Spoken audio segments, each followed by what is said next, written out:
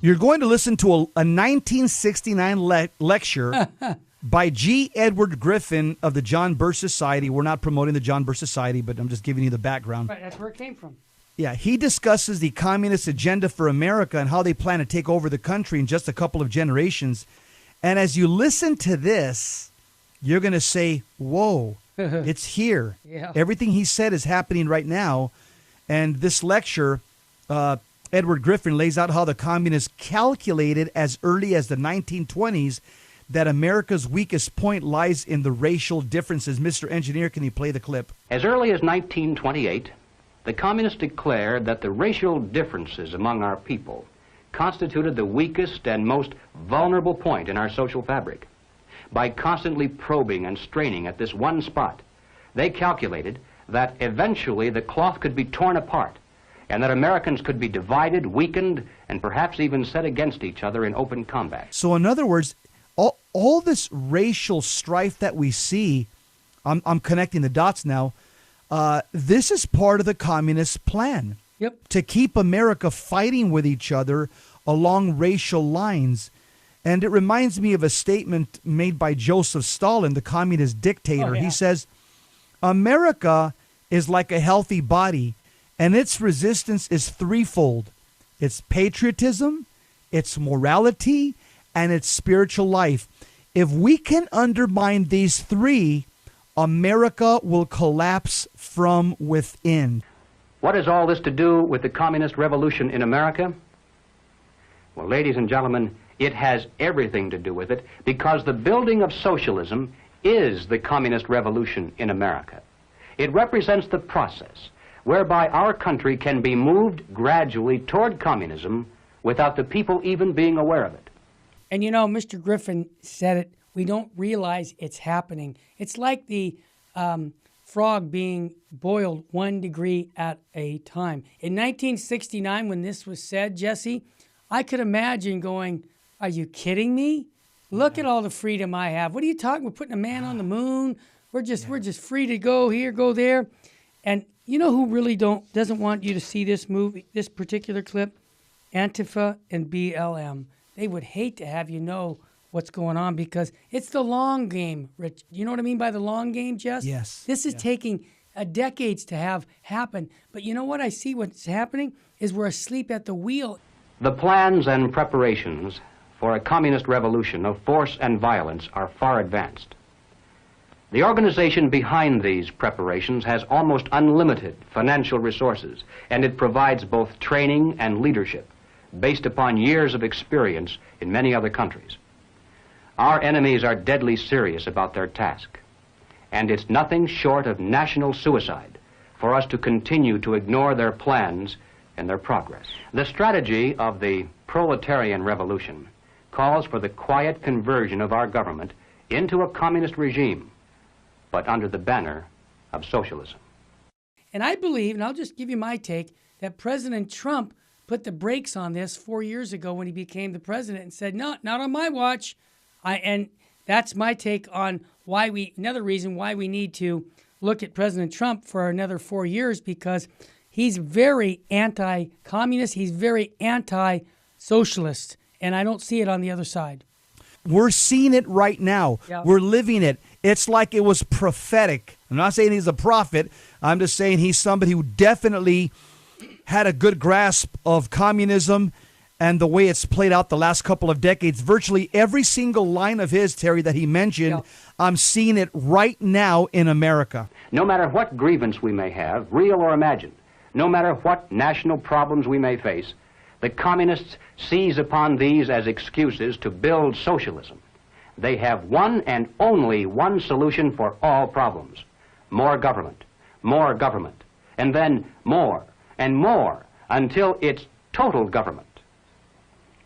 And forgive me for saying it one more time, total government is communism. Fulton Sheen talked about that for years. He was a lot. Yeah, he did. A lot about communism. He really did. And you know what, Jesse? I say this because we are here not to, hate anything. We hate the sin and love the sinner. These people who are communists, Bishop Sheen converted many famous people out of communism back to Catholicism. And I just want to bring Like this... Bella Dodd. Like Bella Dodd. There you go, Who Jess. spoke just like this, Terry. Exactly. Bella Dodd back in the early 50s. Spot on. And this gentleman, G. Edward Griffins, Yep. are singing from the same hymn sheet. I've never really thought about the mystical body of the devil. As I look at it more and more, Terry, Yeah. I can see that the devil does have a mystical body. Communism was one, for example. Nazism is another. BLM, Antifa, Occupy Wall Street, terrorists, Mexican cartels, Colombian cartels. This article called The Mystical Body of the Devil is very, very short, and here's what it says.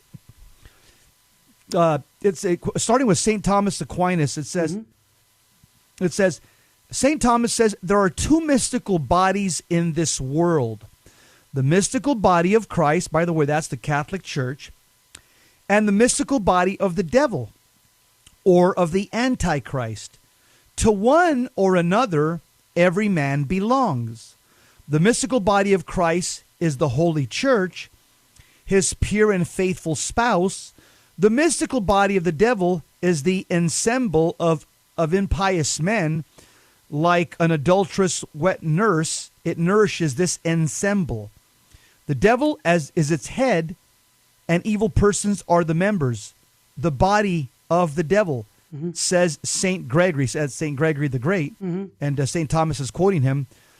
St. Gregory says the mystical body of the devil is composed by all impious men. So again, I'm going to go out on a limb. I'm going to say that the mystical body of the devil, one of the mystical bodies of the devil, out of probably many, is communism. And I stand by that statement. Oh, yeah. Yeah, well, I would say so. Now, just as Christ himself, through his disciples, always seeks to cut off members of the devil and incorporate them to himself, so also does the devil. Yes, by his efforts and those of his cohorts, the devil aims to amputate the members of Christ to unite them to the sword members of his prostitute. Jess, let me just ask this question, because I really mean this. And you're going to say, Terry, you're extreme.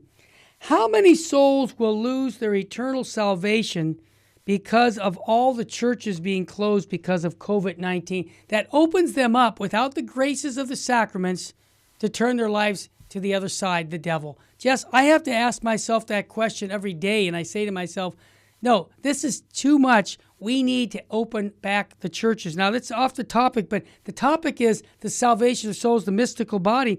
But people are leaving. Unless they get fed, they will go elsewhere. And Jesse, the world is very powerful, and the devil is working overtime to pick up members that aren't being fed at the church. Would you agree or disagree on that? Yeah, Terry, that's why Venerable Fulton Sheen says dead bodies float downstream. Yep. In other words, what he meant by that, Yeah. it's easy to follow the world's current. For example, like, oh, bishops gave a dispensation. I don't have to go to Mass. I'll watch it on TV. Yeah. With my feet up, eating popcorn. Yeah, your interior life, your prayer life is completely relaxed, if non-existent. That's right.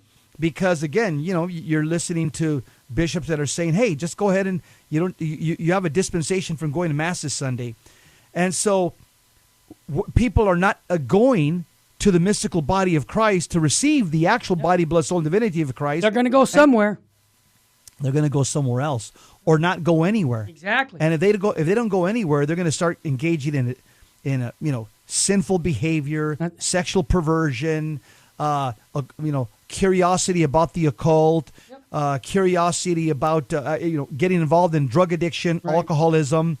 And so now what have they done, Terry? Without knowing it, now they're part of the mystical body of the devil. Wow. Again, because there's only two teams in the world. That's right. The mystical body of Christ or the mystical body of Satan. There is no other teams. That's what St. Thomas Aquinas said. Yep. Is he the only one that said that? No. How about St. Augustine? In the city of God, he says you got the city of God. Yep. Those are people that are all into earthly pleasure. And then you got the city of man. Those people that have embraced the eternal truths of God. And they're in a struggle. These two cities, the city of God and the city of man, it's a constant struggle for the rest of our life. Sharing the